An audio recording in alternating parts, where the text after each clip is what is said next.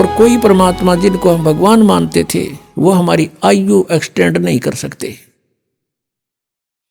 जैसे हम भगवान विष्णु को समर्थ मानते थे, उन्हीं के अवतार श्री राम और श्री कृष्ण थे। जैसे भक्त प्रश्न करते हैं कई बार कि जैसे श्री कृष्ण जी ने मोरध्वज राजा के पुत्र ताम्रध्वज को आरे से चिराकर जीवित कर दिया था, तो वो समर्थ शक्ति मान लिए। इसी एक एग्जाम्पल था। परमात्मा कबीर जी ने कहा, धर्मदास जी ने यह प्रश्न किया था, तो परमेश्वर ने कहा कबीर देव जी ने धर्मदास जी से कि श्री कृष्ण जी ने अपना सगा भांजा क्यों नहीं जीवित किया अभिमन्यु,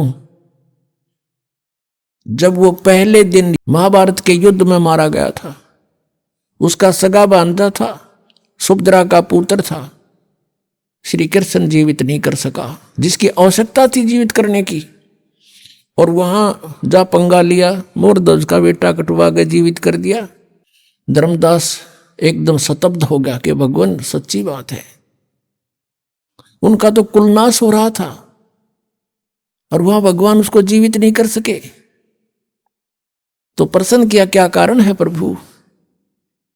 तब परमेश्वर ने बताया कि ताम्रध्वज की आयु शेष थी और इतनी सिद्धि इनमें है कि उसको आपे कटवाया, आपे जीवित कर दिया।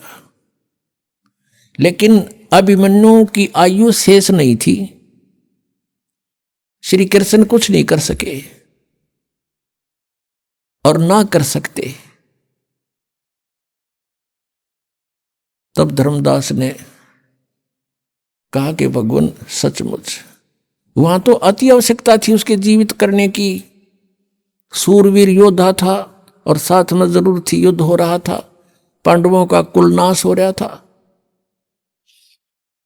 तो इस प्रकार परमात्मा हमें याद दिलाते हैं कि तुम कौन राम का जपते जापम, ताते कटे ना ये तीनों तापम।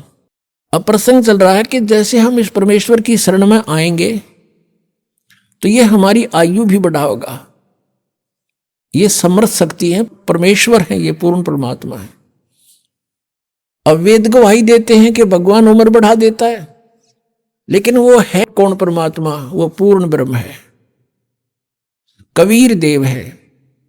आपको थोड़ा सा यहां दिखाते हैं कि समर्थ शक्ति।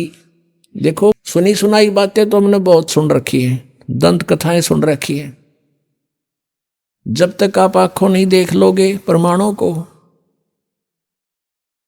आपको विश्वास नहीं हो सकता।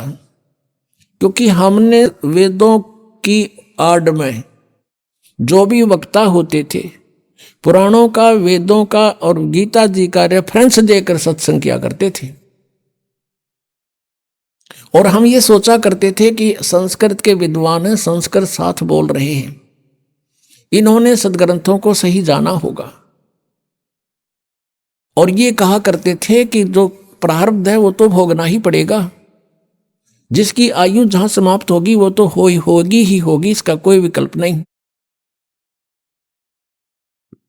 और परमात्मा की महिमा गुणों में लिखा है कि परमात्मा हमारी आयु बढ़ा सकता है, हमारे जीवन में आने वाले संकटों का नाश कर सकता है। वो कर कैसे सकता है? जो उसकी साधना सत्य हो, शास्त्र अनुकूल हो,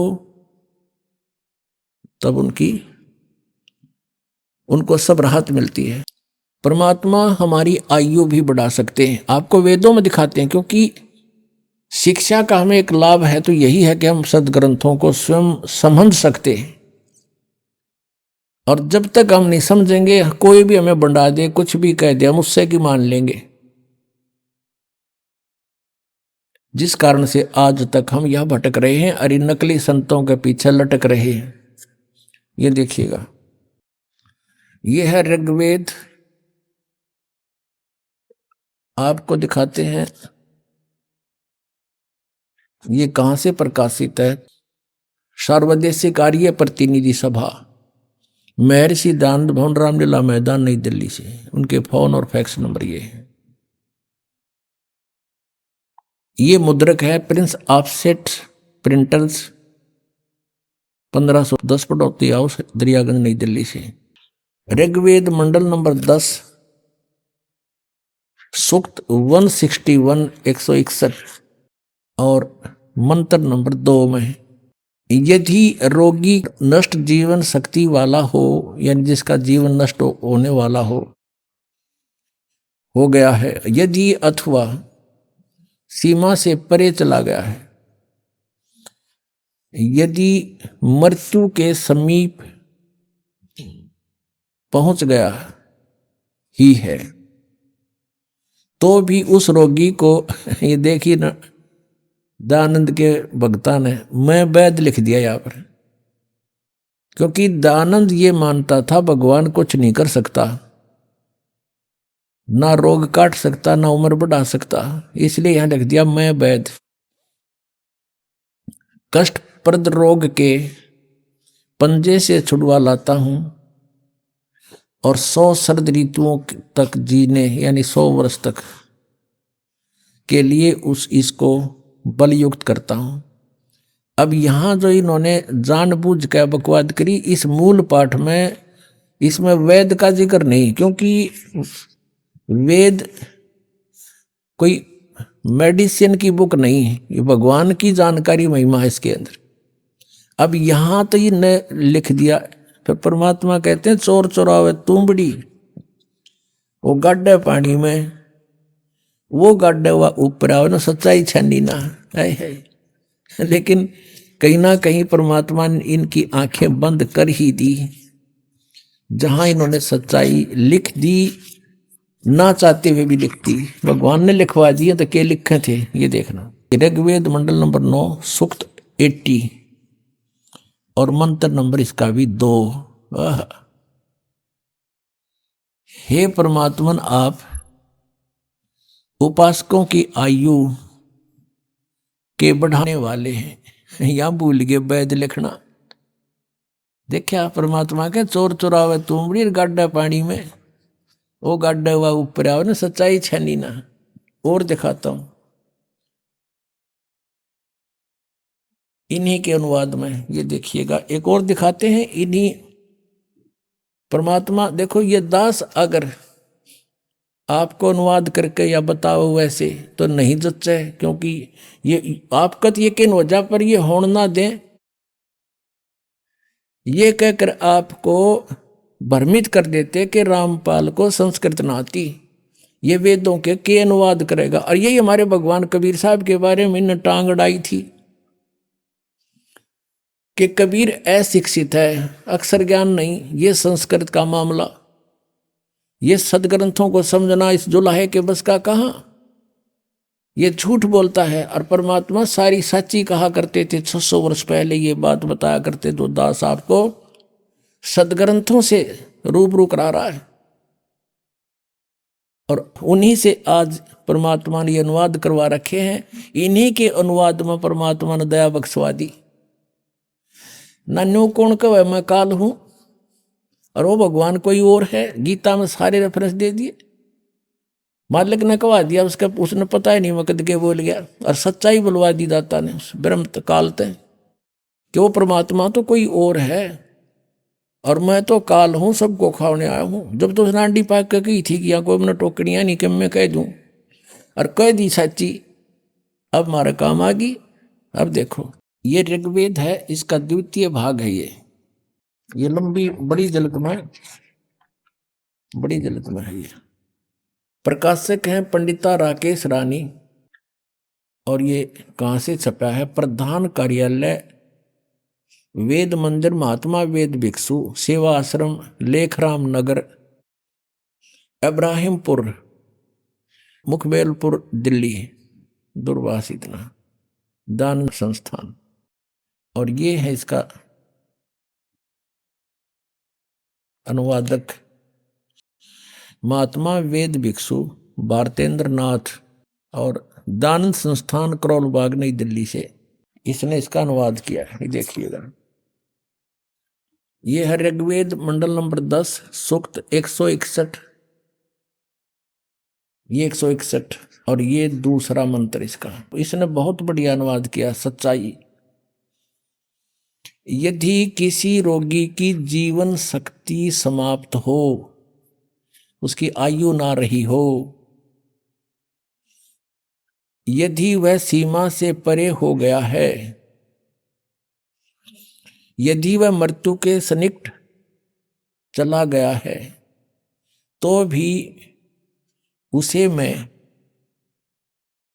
भारी कष्टप्रद रोग के पंजे से मुक्त कराऊं तथा उसे 100 वर्ष यानी 100 वर्ष के जीवन हेतु बल संपन्न करूं। भावार्थ में भी सही लिखा है इसने। यदि रोगी की जीवन शक्ति समाप्त हो, यानी उम्र खत्म होगी, वो आयु हो रही है और उसका रोग सीमा से पार हो गया है, तब भी परमात्मा उसे इस कष्टप्रद रोग से मुक्त कर 100 वर्ष यानी 100 वर्ष का जीवन दे सकता है। अब बिल्कुल सही लिखा है पर, क्योंकि परमात्मा की महिमा है या किसी वैद्य की और दवाइयां की किताब नहीं है। ये देखिएगा ऋग्वेद मंडल नंबर 9 सूक्त, ये 80 का है, यहाँ 82 गलत लिख रखा है यहाँ, क्योंकि ये यहाँ से शुरू हुआ है 80 से और आगे 82 अलग होता है। ये यहाँ से है, ये 79वां सूक्त समाप्त हो गया, ये 80वां चल पड़ा और इसका ये 2 मंत्र यहाँ है, यहाँ आगे 82 शुरू हो जाता है, इसलिए 81 यहाँ लिख दिया उन्होंने, 81 भी पूरा हो गया। तो ये ऋग्वेद मंडल नंबर 9 सूक्त 80 है, ये 81 यहाँ 81वां है, ये 80वां सूक्त यहाँ समाप्त होता है। यहाँ देख, ये इसके दूसरे मंत्र में ऋग्वेद मंडल नंबर 9 सूक्त 80 समझो 80। हे परमात्मन, आप उपासकों की आयु के बढ़ाने वाले हैं, जो कि तो बिल्कुल सही किया इसने। अपने आत्माओं, हमने उस परमात्मा की शरण ग्रहण करनी है जिसके गुण वेद गावें। परमेश्वर स्वयं कहते हैं, वेद मेरा भेद है, मैं ना वेदन के माही, और जौन वेद से मैं मिलूं ये वेद जानते ना ही। इन चारों वेदों के अंदर कबीर परमेश्वर कहते हैं मेरा ही गुणगान है। अपने द्वारा रची हुई सृष्टि को परमात्मा ही स्वयं आकर बताते हैं।